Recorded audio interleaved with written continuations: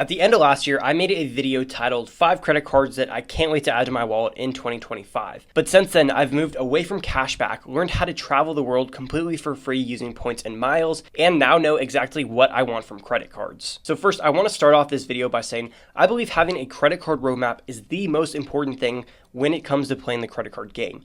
My biggest regret from when I started getting cards is not having a roadmap. While all the cards that I've added to my wallet have been very good and I don't regret getting any of them, I would change the order in which I get those cards because having more of a run and gun approach to credit cards will cut you out of some opportunities. The first question that you should ask yourself when you start playing the credit card game is, what kind of player do you want to be? Do you want to A, build a credit card setup that aligns to your life and then quit? Or do you want to be the kind of player that is continuously chasing sign-up bonuses and trying to get as many points as possible? I believe the best way to approach credit cards is to first build your core setup, whether that is the Chase Trifecta, the Capital One Duo, or the Citi Trifecta. Then add credit cards that pay you to hold them or no annual fee cards that fit very well with your lifestyle and that are always going to be giving you value. You're going to see examples of these cards later in the video when I talk about cards like the Bilt MasterCard and the PenFed Pathfinder Rewards card. Then after you have your core setup and your supporting cast, you can hit sign-up bonuses based on your life events. So let's say I'm getting married in a year. For my honeymoon, I could get something like the Marriott Boundless card that gives me 5 free nights and stay in a really nice hotel for my honeymoon. Or let's say next year, I know that I'm going to be taking a massive trip and my core setup isn't earning me enough points to take that. I can hit a sign-up bonus on maybe one of the Amex cards to help pay for that. Then if you want, you can close those cards down and you're not going to have to worry about your credit score because you already have your core 3, 4, 5 cards building up that credit history. Now, obviously, there's going to be other factors when you're creating your own roadmap, whether that's lounge access, if you prefer cashback over travel, but I truly believe the strategy that I just described is the best way to approach it. You build your core setup, you add supporting cards based on your specific needs and lifestyle, and then hit sign-up bonuses based on your major life events and travel. So with that in mind, let's talk about the credit cards that I currently have in my wallet and then the ones that I'm adding in the next couple years to build my dream setup. So starting with my most used card, I have my Amex Gold.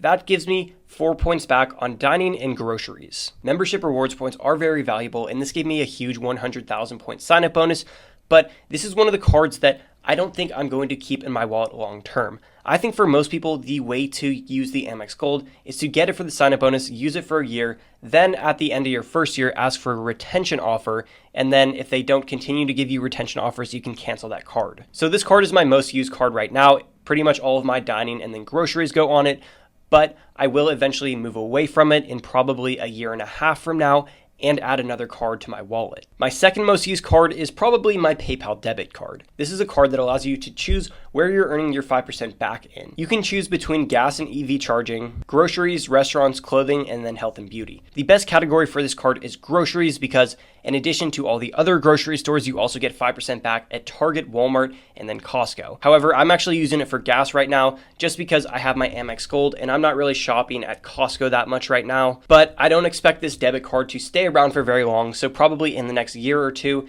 it is going to go away. Next up on the list, we have my Amazon Prime Visa. This is just a very, very solid card. Usually it sits in my sock drawer and just gives me 5% back on Amazon, but I actually got a targeted offer from Chase where if I opened up their checking account, I would get 2% back on all my purchases for the next year. So this card is also acting as my catch-all card. I then have the Discover It card that I'm not really using. That's a rotating 5% back category, and it's probably just going to be there building up credit unless it has a useful 5% back category. And then lastly, I have my newly added Chase Sapphire Reserve, and I use that card for booking travel and also for lounge access. But outside of that, it's not really getting any use because I'd rather get 4x points from my Amex Gold in dining rather than 3x points from my Sapphire Reserve. So the only thing that's really safe in my wallet right now is the Sapphire Reserve, which I may or may not downgrade to the preferred, the Discover It card that doesn't really serve a use anymore, and then the Amazon Prime Visa, which I'll probably never get rid of. So right now I have a very good setup going. Pretty much every one of my biggest spend categories has a card being used, and then what doesn't, I have my Amazon Prime Visa giving me 2% back. But because really only 2 of these cards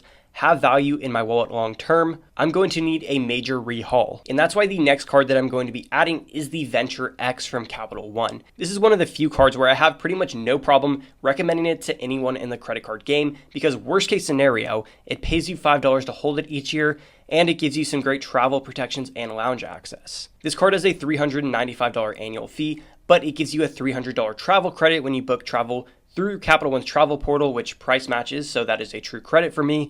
And then it gives you 10,000 miles every anniversary year. It also gives you a generous 75,000 point offer when you spend $4,000 within the first 3 months. At the very least, that is going to be valued at $750, but if you can transfer out your points, you can get well over $1,000 of value. It gives you 10 miles when you book hotels and rental cars through the Capital One portal, and then 5 points on flights when you book through the Capital One portal, but it also gives you 2 points on everything else. If I'm conservative and I value Capital One's points at 1.5 cents per point, it's like I'm getting 3% back on every single one of my purchases, which is huge. This is going to be a great Costco card when my PayPal debit card gets nerfed, and pretty much a good card for everything else that I don't have another card for. I also get priority pass lounges as well as access into Capital One lounges. And although there aren't as many Capital One lounges as there are Sapphire or Amex lounges, I don't know why, but I feel like I'm always having layovers in Dallas, Fort Worth, or Denver for some reason. It's also giving me $120 for TSA PreCheck or Global Entry, which I already have, so I don't need. Hertz presidential status and then cell phone protection, as well as some other travel benefits. And the reason why I'm adding this credit card next, even though my 524 status is maxed, is because if I add any more Chase cards or really any other credit cards at all before this one, I don't think I'm going to be able to get approved. Capital One is very tricky with the approvals for the Venture X. They don't like to see a lot of credit card accounts. Usually if you have more than 7 or 8 credit cards, it's going to be very hard to get approved. And I already have 5 total credit cards, so I don't want to keep whittling down my chances of getting approved for this card by adding other cards first. I want to lock it down now while I can. I keep checking if I'm pre-approved for this card, but I'm most likely going to apply in July or August. So after I add this card, I won't be under 524 until the end of next December, which works pretty well for me because I'm probably going to be moving soon. I'm going to be saving most of my money, and I'm not really going to be wanting to hit any sign-up bonus. But like most of you guys, I also have an addiction to credit cards, so I'm going to be adding a business card because that is not going to affect my 524 status. And that is the Amazon Prime Business Card. Usually that has a $125 Amazon gift card sign-up bonus, but sometimes you'll see some targeted or elevated offers. So if Amazon ups the sign-up bonus on this card, I'm probably going to jump on it because for YouTube, I feel like I'm always buying random cards and cords and mics and stuff on Amazon. So it'll be nice to have a business card for this. This card gives you 5% back or 90-day payment terms on Amazon purchases or purchases at Whole Foods up to $125,000 and then 1% after, 2% back at restaurants, gas stations, and wireless phone services, and then 1% back on everything else. But all I really care about is that 5% back on Amazon. So when the new year rolls around and I'm at 424 again, I'm going to apply for my next personal card, the Chase Freedom Flex.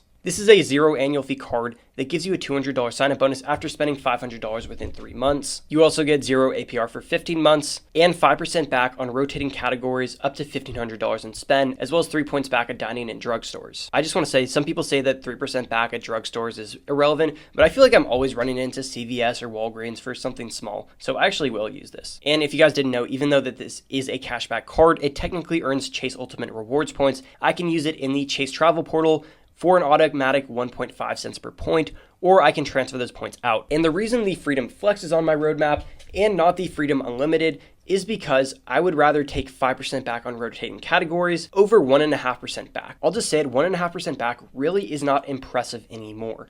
There's so many 2% back cards. Chase needs to bump that up to 2% back on the Unlimited in order for that card to be competitive. However, I think that 5% back on rotating categories is huge for me. Usually those categories are pretty good, and whatever category that is, I'm going to take over any other card that I currently have, because if I'm using those points in the Chase Travel Portal, it's like getting 7.5% cash back on anything in that rotating category, or potentially even 10 or 15% if I transfer it out to somewhere like Hyatt. So I'm very happy using the Venture X instead of the Freedom Unlimited for my catch-all purchases. So after I get approved for the Freedom Flex, I'm going to have to wait 2 months, and then I will be under that 524 status again.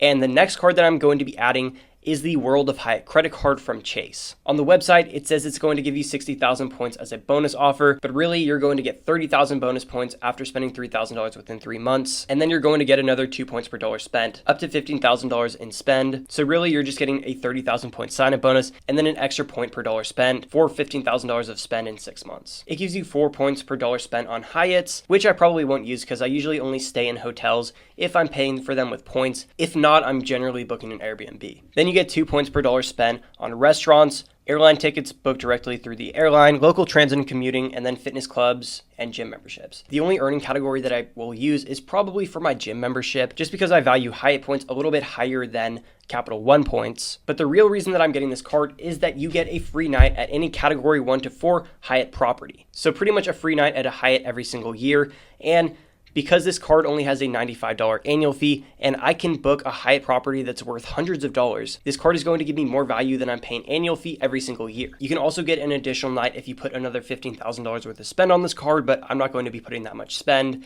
so I'm just going to be using it for the free night every year. This card also complements my Chase card because I can transfer my Chase points to Hyatt. You also get Discover as status with Hyatt, so you can get some free room upgrades and stuff. Now, after this card, I don't care about my 524 status as much because there's not really any other Chase cards that I want to add. I could add the Southwest cards, but I don't really care about the companion pass until I get married and I'm running a 2-player setup. So outside of the Ink business cards, which I'll talk about in a minute, I don't really care about any of their other personal cards. So after I can get this card, I can add the next card as soon as I want to, which is going to be the Built Master card. This is a 0 annual fee card that gives you 1 point per dollar spent on rent, up to 100,000 points a year. You do have to use this card 5 times per month to get that 1 point back on rent, but it also gives you 3 points back on dining and then 2 points on travel booked directly with airlines, hotels, or cruises, or rental cars, and 1 point per dollar spent on everything else. But because these points are so valuable, I don't have any problem using it a couple times a month for dining. This card unfortunately doesn't come with a sign-up bonus, but that's okay because you can literally just put your rent on it and earn thousands of extra points every year, and it has amazing transfer partners, probably the best in the whole credit card game, honestly. It transfers directly to Hyatt and then Alaska Airlines. So this card is going to play really well with the rest of the cards in my setup because I can transfer my Chase points to Hyatt as well as get a free night there every year, and then I can transfer these points to Hyatt as well. And then the last card on my roadmap is getting the Saver card in October 2026. That's because that's probably when I'm going to be canceling my Amex Gold, and I'm going to need a new card for groceries. This card has no annual fee. It has a $200 sign-up bonus after you spend $500 within 3 months, 0 APR, no foreign transaction fee, and then 3% back on dining, entertainment, popular streaming services, and then grocery stores, as well as 5% back on hotels and car rentals booked through Capital One Travel, 8% back on Capital One Entertainment, 1% back on everything else. But the reason why it's on my roadmap and one of the best credit cards on the market is because if you have one of the Venture cards, you can take the cash back and use it for travel. And because by this time, I'll hopefully have the Venture X, I'll be able to use it as my dining and grocery card. I'll probably put my dining on one of my Chase cards or even the Built Master card, but I'll definitely be using this card as my grocery card. So at this point, I will have a very, very dialed in setup. I'll have the Capital One Duo, I'll have the Chase Duo and one of the Sapphire cards, and then the Freedom Flex. Cards that give me constant value in the Hyatt card and then the Built Master card. And I'll have my business cards covered too with my Blue Business Plus and then my Amazon Prime Business. I don't want to get too ahead of myself here because, credit cards are going to change a lot in the next 2 years. There's probably going to be some devaluations, maybe some upgraded cards or even new cards added to the market. But if I had to add some more cards at this roadmap, I'd probably put the flagship from Navy Fed because that gives you free Amazon Prime every year, and then the Pathfinder rewards from PenFed because that gives you $100 for airline ancillary credit and it's no annual fee as long as you have a free PenFed checking account. Or I'd get the City Strata Premier and then hit the sign-up bonus, downgrade to the custom cash, and then use that as a gas card. But again, that would be almost 2 years in the future, and I think I'm getting too ahead of myself at that point. So right now, I'm very dialed in. I know exactly what I want for my personal cards. But the only thing that I'm not sure about is when I want to add those Chase Ink cards. Those are business cards from Chase that give you huge sign-up bonuses and are also very good business cards in general. Here's a timeline of my roadmap, and you can see that there are places that I could add them before the Freedom Flex or the Hyatt card, but that 524 status is really the only problem that I see in this roadmap.